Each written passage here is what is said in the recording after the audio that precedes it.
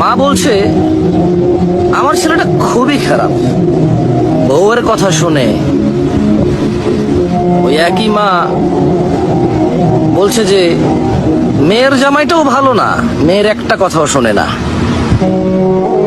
বোন বাপের বাড়ি এসে বলল যে ভাইটা আগের মতো নেই, খারাপ হয়ে গেছে, তত্ত্ব তালাশ করে না, দাওয়াত দেয় না, খোঁজ খবর নেয় না, ঈদ চাঁদ কোরবানি যায় জামা কাপড় দেয় না, একটু দাওয়াতও করে না, একটু বিপদে পড়লে হেল্প করে না।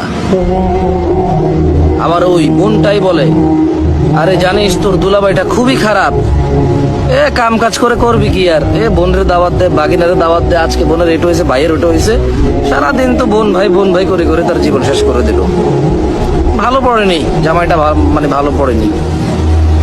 অবাক অবাক করা চরিত্র না?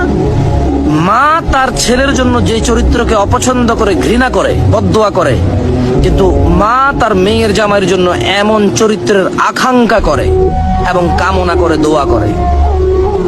বোন তার ভাইয়ের যে চরিত্রকে অপছন্দ করে, কিন্তু ঠিক তার স্বামীর জন্য সেম চরিত্রকে সে পছন্দ করে, নির্বাচন করে, এবং সে এইটাকে কামনা করে, আকাঙ্ক্ষা করে যদি এমন হতো। সমাজের এই স্যাড চরিত্র আমাকে ভাবায়।